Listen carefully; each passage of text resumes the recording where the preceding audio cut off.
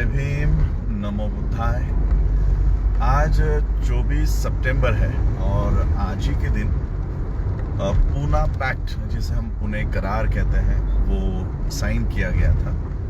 Doctor बाबा साहब अम्बेडकर जी को आज के दिन ये मजबूर किया गया था कि पुणे करार पर, पुणे पैक्ट पर साइन की जाए। बहुत सारे लोगों को पता नहीं है कि पुणे पैक्ट क्या है, पुणे करार क्या है।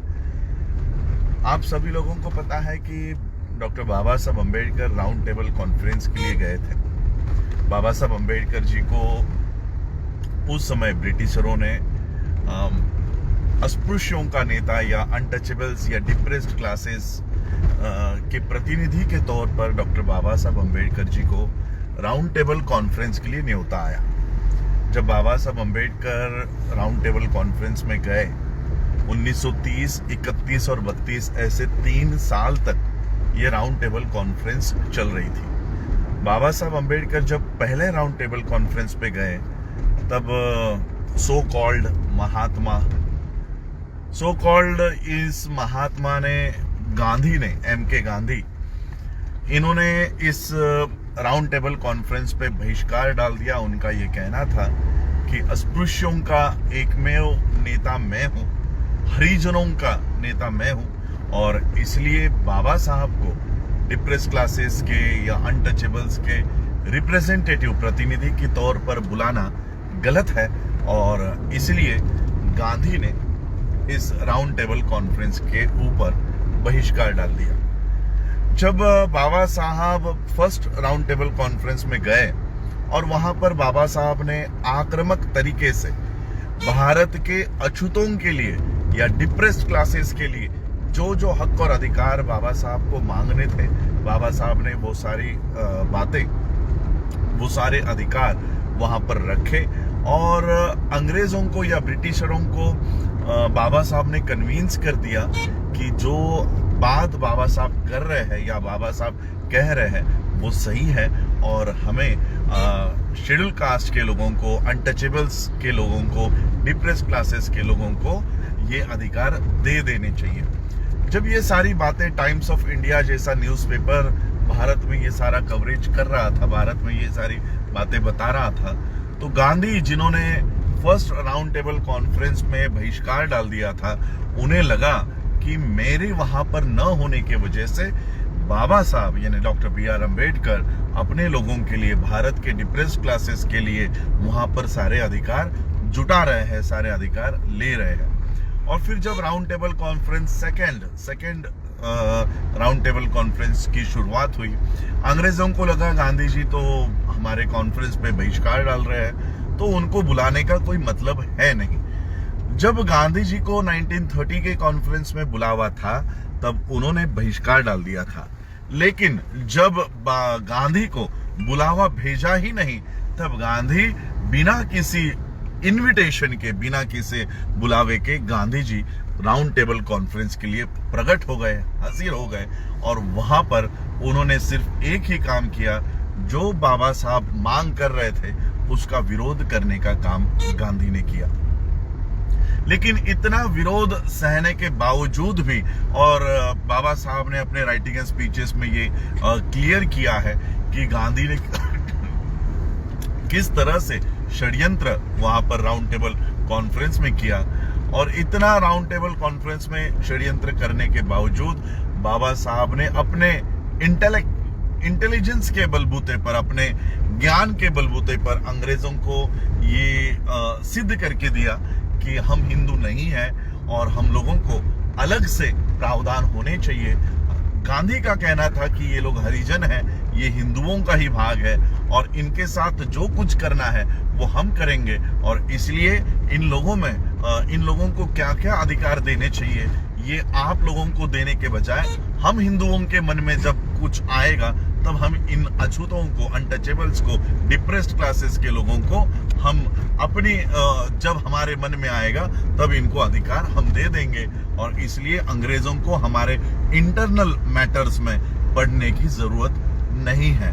तो गांधी की ये भूमिका थी, बाबा साहब की भूमिका थी, हम हिंदू नहीं हैं, हम अलग पार्ट है, हम डिप्रेस्ड क्लासेस हैं और इसलिए हम लोगों को अलग से अधिकार होने चाहिए।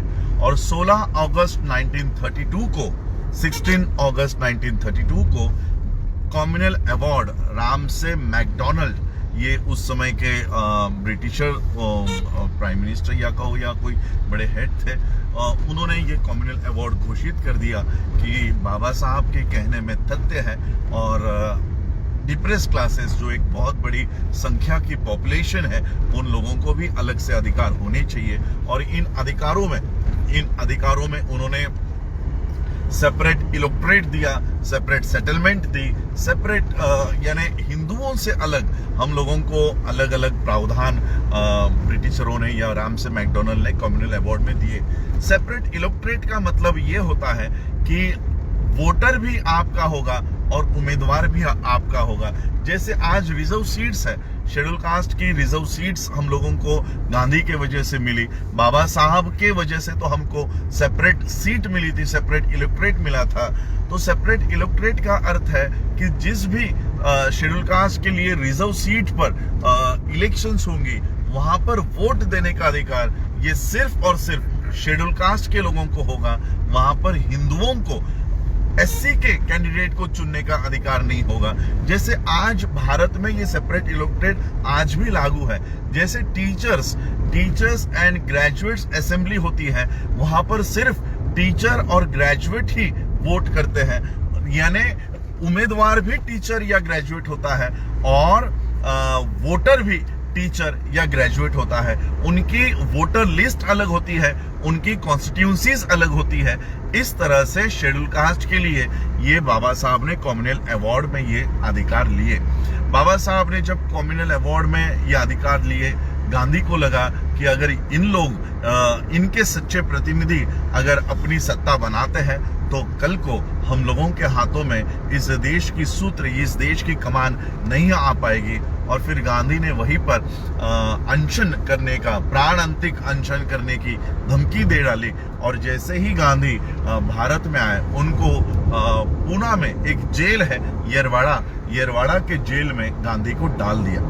गांधी ने जब देखा कि अब उनको जेल हो गई है, उन्होंने जेल से 3 खत लिखे हैं, रामसे मैकडोनाल्ड के नाम से 3 खत लिखे हैं कि हमारा और आपका कोई बैर नहीं है, हम आपके विरोध में कुछ करना नहीं चाहते, लेकिन जो अधिकार आपने दिए हैं कम्युनल अवार्ड के माध्यम से बाबा साहब को, वो अधिकार आप वापस ले लीजिएगा, हमारा आपके साथ कोई झगड़ा नहीं है। रामसे मैकडोनाल्ड का रिप्लाई आता है कि गांधी जी, आपने खुद साइन करके ये कबूल किया है कि हम जो भी निर्णय देंगे वो आपको मान्य होगा, वो सारा निर्णय आपको मान्य होगा।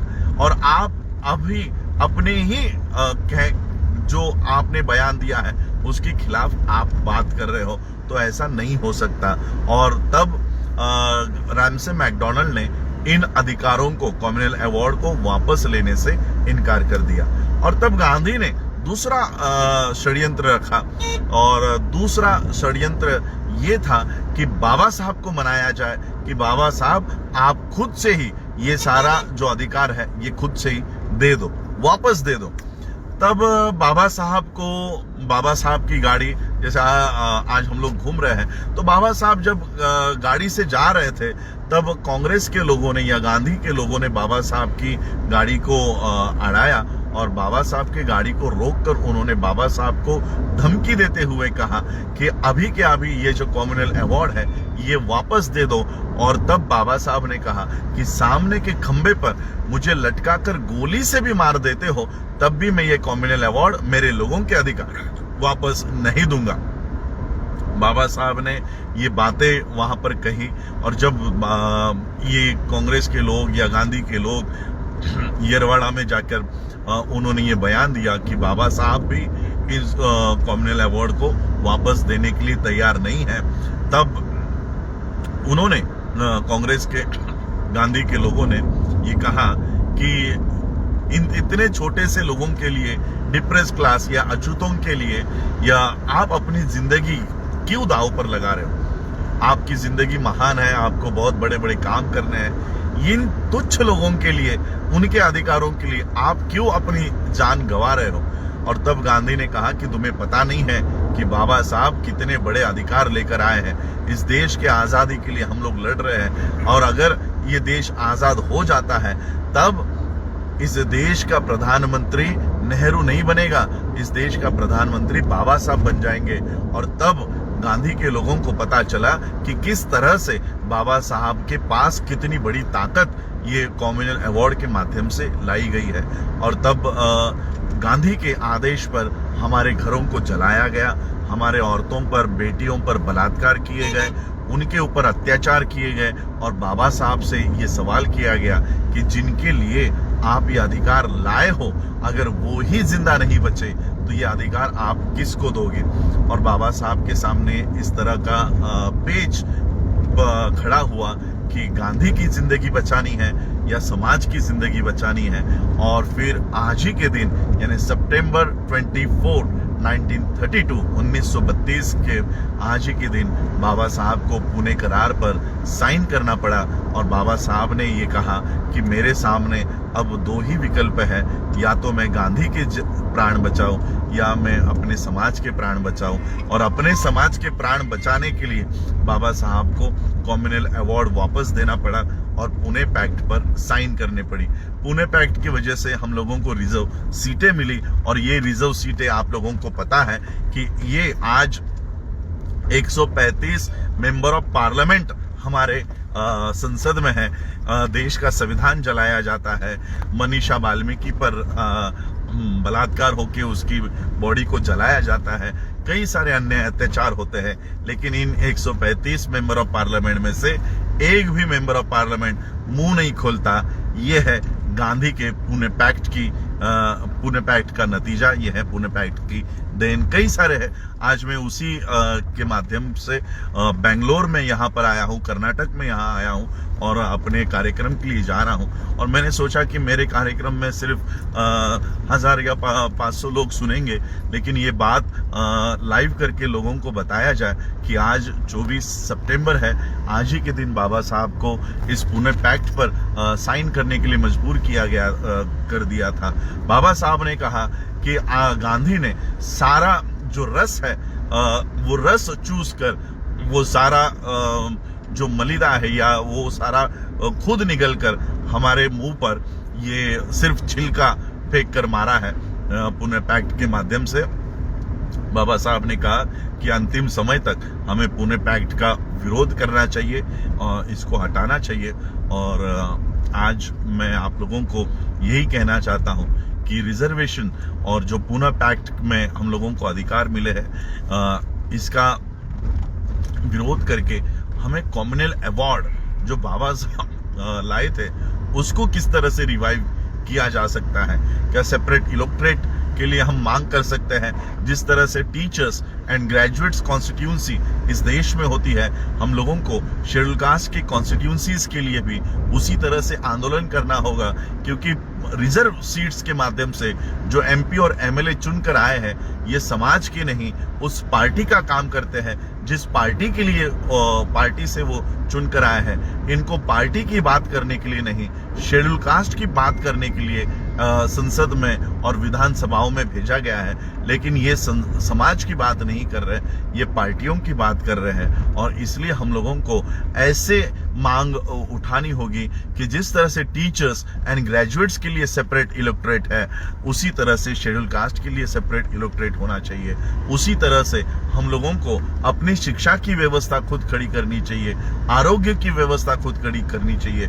जो सेपरेट सेटलमेंट कॉमनवेल्थ अवार्ड में था, आज हम वो मांग सरकार की तरफ तो नहीं कर सकते, लेकिन हम ये काम हम लोगों को खुद करना होगा कि हमारी खुद की सेटलमेंट अलग से हो, सेपरेट सेटलमेंट हो। जैसे मुस्लिम्स की अपनी एक अलग से सेटलमेंट है, जैसे क्रिश्चियनों की एक अलग सेटलमेंट है, जैसे सिखों की एक अलग सेटलमेंट है, उसी तरह से शेड्यूल कास्ट के लोगों की एक अलग सेटलमेंट होनी चाहिए। खुद का एजुकेशन, खुद की हेल्थ पॉलिसीज, खुद के नौकरियां, खुद के बिजनेस और खुद की व्यवस्था, इसको ही कहते हैं सेपरेट सेटलमेंट। इस सेपरेट सेटलमेंट के लिए हम लोगों को खुद से ही काम करना होगा। मोदी के भरोसे या क्या नाम है वो राष्ट्रपति का, कोविंद के भरोसे हम लोगों को काम नहीं करना है। अपनी समस्या है, अपनी समस्या को हम खुद को ही सुलझाना होगा, हल करना होगा। तो आज ये काला दिन है जहां पर बाबा साहब को मजबूर किया गया था आज सिग्नेचर्स करने के लिए, समाज की रक्षा करने के लिए, समाज के लोग जिंदा रहे, इसलिए बाबा साहब ने आज ये साइन किया था। लेकिन उसके बाद भी बाबा साहब ने ये कहा कि अंतिम समय तक हमको पूना पैक्ट का विरोध करना है और आज हम लोगों को ये काम करना है।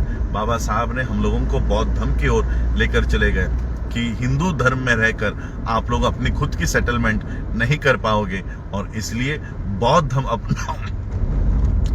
अपनाकर आप अपनी सेपरेट सेटलमेंट खड़ी करो।